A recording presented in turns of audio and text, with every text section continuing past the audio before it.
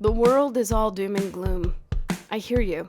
The planet is dying. Our economy's dying. It's just everything. It makes it really hard to focus on doing something to make change, especially through your art. It's hard to be inspired when it feels like there's nothing around to inspire you.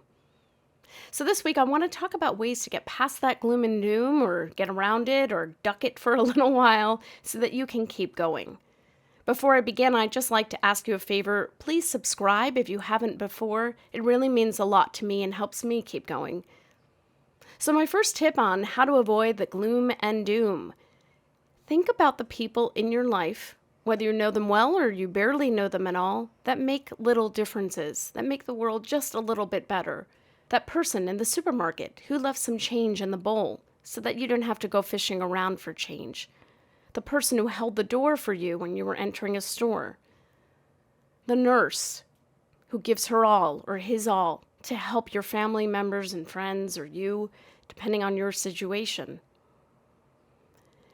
The teacher that you had years ago that really made a difference, and now you know as an adult they were underpaid and overworked.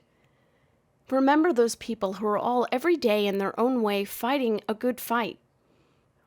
It might inspire you to write a screenplay where the underdog, the little person, defeats the big jerk of the world. We need more of those films for sure. Tip number 2 on getting around the doom and gloom. So recently I had COVID, totally sucked, don't recommend it. I'm fine, I'm not looking for pity, but I had a terrible experience a few of the days, not just because I felt like crap, but because everything I saw on the internet was crap. Climate change continues, temperatures are rising, the economy's crashing. It just really, really felt like, what the heck was the point? Like, what did I have to gain by getting better and getting out? Talking on a philosophical level here. And so you know what I did? I turned it all off. Just turned it off. And I put on ridiculous fun movies that some maybe had a slight message, but most of them were just good time, fun superhero movies. There are a place for those things because they take you out of your world, they entertain you, they make you laugh, they might have a slight message, and it's a positive one, and you can just forget about your life. My next tip on dealing with the doom and gloom is sometimes it's really good to embrace the anger. Sometimes it's really good to get angry because it motivates you to sit down and write something that shows how you're feeling, that helps an issue along, that motivates you to go out to the world and say, hey, WTF, look at this. That's not a bad thing.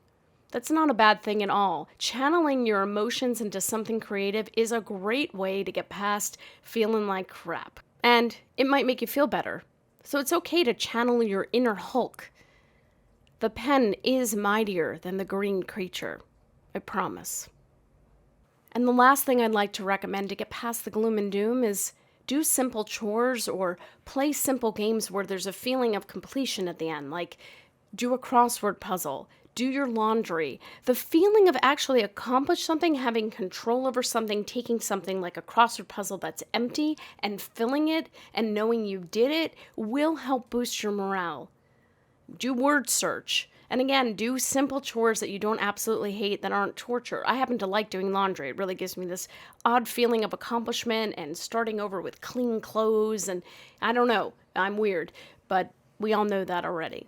All of these things I'm talking about will give you a feeling of confidence and give you a feeling of a little bit of control. Yes, you don't have control always over your economic situation. You certainly don't have control over world affairs, but having a little bit of control will remind you that you can't control everything on the planet, but you can control what you do on the planet. Thanks again for watching. Please subscribe if you haven't already. I really appreciate it.